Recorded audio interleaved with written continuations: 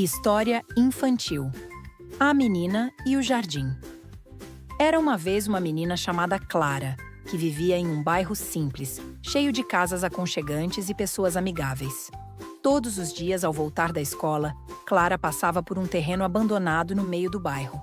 O lugar era cheio de mato alto, lixo jogado por todos os cantos e, às vezes, até alguns brinquedos velhos quebrados. Clara sempre olhava para aquele espaço e imaginava como seria bom se ele pudesse ser transformado em algo bonito e útil. Um dia, enquanto voltava para casa com sua mochila cheia de livros, Clara parou diante do terreno e ficou pensando. E se este lugar pudesse ser diferente? Um lugar cheio de flores, plantas e até uma horta? Um jardim onde as pessoas do bairro pudessem se encontrar. Ela ficou tão animada com a ideia que saiu correndo para contar tudo à mãe. "Que ideia maravilhosa, minha filha!" disse a mãe, sorrindo. "Mas isso não é algo que você pode fazer sozinha. Por que não conversa com os vizinhos? Tenho certeza de que eles vão adorar ajudar." Clara achou a sugestão incrível e decidiu começar seu plano no dia seguinte. Logo pela manhã, Clara pegou uma folha de papel e desenhou o que imaginava para o jardim: canteiros de flores, uma horta com legumes e verduras e até um banco para as pessoas descansarem. Com seu desenho em mãos, ela bateu à porta de cada vizinho, explicando sua ideia. No começo, nem todos ficaram convencidos. "Isso vai dar muito trabalho", reclamou o Sr. Antônio, o dono do mercadinho. "E quem vai cuidar depois?", questionou a Dona Luísa, que morava ao lado do terreno. Mas Clara não desistiu. "Se todos ajudarmos, podemos fazer isso juntos. Vai ser bom para o bairro e para todos nós." Pouco a pouco, os vizinhos começaram a mudar de ideia. Dona Vera, que adorava plantas, trouxe mudas de margaridas, girassóis e hibiscos. O seu Pedro, que era conhecido por sua horta impecável, ofereceu sementes de alface, cenoura e ervas. Até as crianças da vizinhança se animaram e ajudaram a recolher o lixo espalhado pelo terreno. Nos dias seguintes, o terreno abandonado se transformou em um verdadeiro canteiro de trabalho. Clara adorava aprender sobre as plantas. Ela descobriu que as margaridas precisavam de muito sol, enquanto as samambaias preferiam sombra. Seu Pedro ensinou como preparar o solo, plantar sementes e regar na medida certa. As crianças pintaram pedrinhas coloridas para enfeitar os canteiros, e o Sr. Antônio trouxe madeira para construir uma cerca ao redor do jardim. Depois de semanas de esforço, o terreno abandonado virou um lindo jardim comunitário. As margaridas amarelas brilhavam ao sol, os girassóis erguiam suas cabeças para o céu, e na pequena horta já começavam a aparecer as primeiras folhas de alface. Clara organizou uma festa de inauguração, convidando todos os vizinhos para celebrar o novo espaço.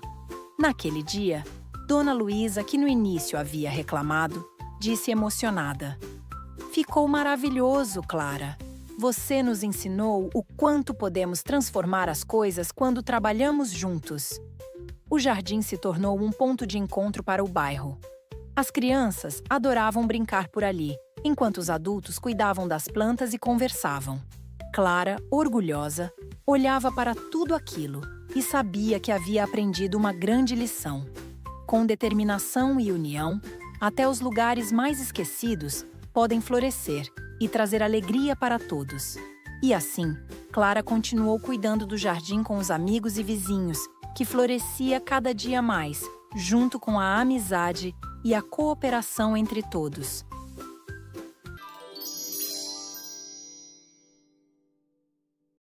História infantil: O segredo dos girassóis. Era uma vez uma menina chamada Sofia, que adorava flores. Sua favorita, sem dúvida, era o girassol. Ela amava como aquelas flores grandes e amarelas pareciam sorrir para o sol. Um dia, sua avó lhe contou sobre um campo de girassóis que ficava nos arredores da cidade. "É o lugar mais bonito que você pode imaginar, Sofia. Quando o sol está alto, os girassóis ficam voltados para ele, como se estivessem o acompanhando. Sofia ficou tão animada que mal conseguiu dormir naquela noite. No dia seguinte, logo cedo, ela e sua avó partiram para o campo. Quando chegaram, Sofia ficou maravilhada. Era como se o campo fosse um mar dourado, com girassóis balançando suavemente ao vento. Eles pareciam enormes ao lado dela e suas pétalas brilhavam como o sol. "Eles são perfeitos!", disse Sofia correndo entre as flores. Ela passou o dia inteiro brincando, observando as abelhas e as borboletas que visitavam os girassóis. Mas, quando o sol começou a se pôr, Sofia notou algo estranho. As flores começaram a inclinar suas cabeças para baixo, como se estivessem tristes. "Vovó, o que está acontecendo com os girassóis? Por que eles estão murchando?", perguntou Sofia preocupada. A avó sorriu e se sentou ao lado dela, entre as flores. "Eles não estão murchando, minha querida. Os girassóis têm um segredo. Durante o dia, eles seguem o sol, girando suas cabeças para acompanhá-lo. Mas, à noite, eles descansam." "Descansam?", perguntou Sofia, inclinando a cabeça. "Sim, eles guardam energia para o dia seguinte. Enquanto o sol está dormindo, eles ficam voltados para o leste, esperando o amanhecer. Quando o sol aparece novamente, eles despertam para segui-lo outra vez." Sofia ficou fascinada. "Então, eles não estão tristes?" "Não, Sofia. Eles são como nós. Assim como precisamos descansar à noite para aproveitar o dia, os girassóis também precisam." Sofia ficou observando o campo, que agora parecia um pouco mais quieto, mas ainda assim bonito à luz da lua. Ela entendeu que até as flores precisavam de tempo para se renovar. No dia seguinte, Sofia acordou cedo para ver o nascer do sol. Quando os primeiros raios dourados tocaram o campo, ela viu os girassóis erguendo suas cabeças lentamente, como se estivessem se espreguiçando. "Bom dia, girassóis!", ela disse rindo. Depois daquela visita, Sofia passou a cuidar das plantas em seu quintal, com ainda mais carinho, lembrando sempre que elas também precisavam de descanso e atenção. E sempre que via um girassol, ela sorria, sabendo que até as flores têm seus momentos de pausa e renovação. E assim, Sofia aprendeu que a natureza tem seus próprios ritmos e que é importante respeitar e aprender com eles.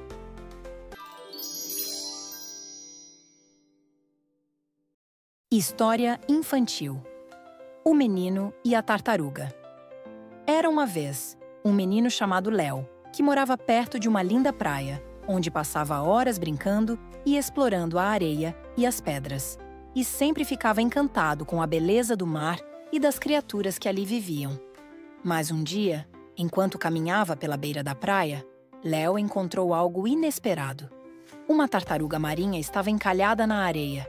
Ela se movia lentamente, parecendo muito fraca, e Léo logo percebeu que algo estava errado.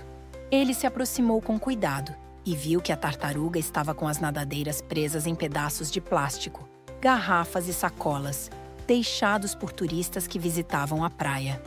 O plástico estava preso nas suas nadadeiras, impedindo-a de voltar para o mar. "Oh, não!", exclamou Léo preocupado. "O que fizeram com você?" Com muito esforço, Léo retirou os pedaços de lixo da tartaruga, tomando cuidado para não machucá-la mais. Ele sabia que precisava agir rápido, pois o sol estava começando a se pôr e o mar estava longe. Quando terminou de libertar a tartaruga, ele a observou, pensando no que poderia fazer para ajudá-la a voltar para o oceano. Léo sabia que as tartarugas marinhas passavam muito tempo nadando no mar, mas também sabia que o lixo podia prejudicá-las. Ele já tinha visto como o plástico flutuava no mar e muitas vezes via pescadores e turistas jogando garrafas e sacolas na água, sem perceber que isso causava grande mal às criaturas marinhas. "Não se preocupe, eu vou te ajudar", disse Léo para a tartaruga. Depois de limpar a areia e ver que a tartaruga estava um pouco mais forte, Léo a carregou até a água. Ele a colocou suavemente na beira da água, e a tartaruga, com um último olhar, se afastou, nadando lentamente de volta para o oceano. Léo ficou ali por um momento, observando, enquanto a tartaruga sumia nas ondas.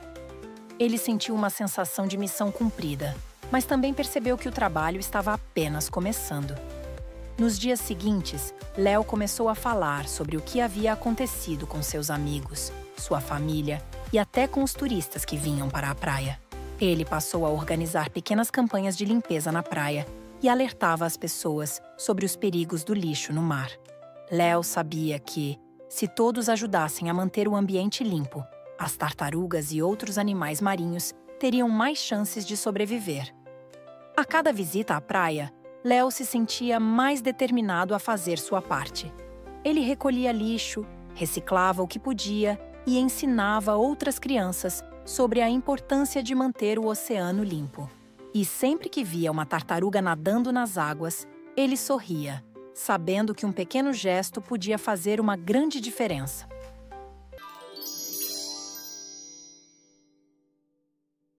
História infantil. O menino e a pipa. Era uma vez um menino chamado Lucas. Ele era cheio de imaginação e adorava construir coisas, mas a sua maior paixão era fazer pipas. Um dia, ao passar por uma lojinha antiga no fim da rua, Lucas encontrou um papel diferente de todos que já tinha visto. Ele brilhava de leve, com um tom dourado que parecia mudar de cor à luz do sol. Esse papel vai ser perfeito para a pipa mais bonita do mundo, pensou Lucas. Ele correu para casa e passou o dia inteiro cortando, dobrando e amarrando. Quando terminou, sua pipa estava pronta.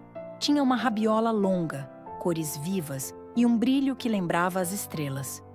"Nunca vi uma pipa tão incrível!" exclamou.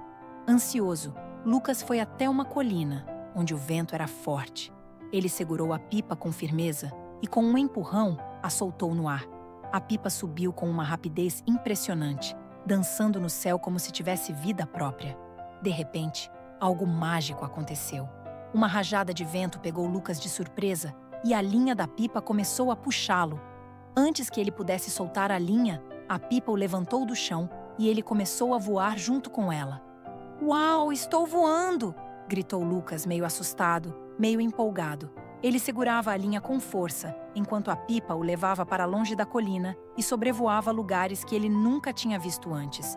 Primeiro passaram por um campo de flores que brilhavam em cores que ele nem sabia que existiam.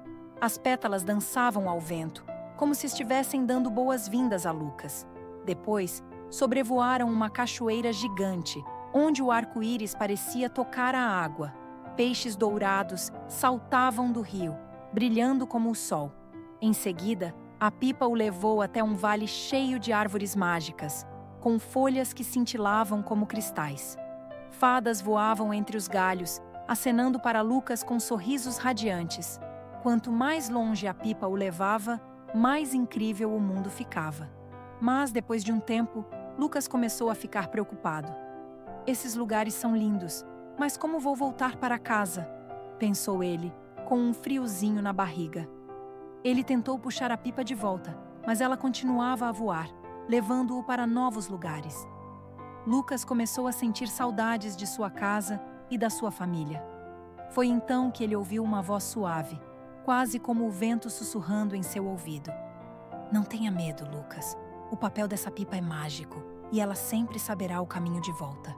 Confiante nas palavras misteriosas, Lucas respirou fundo e decidiu confiar na pipa. Aos poucos, ela começou a descer, guiando-o de volta pelo mesmo caminho que tinham vindo.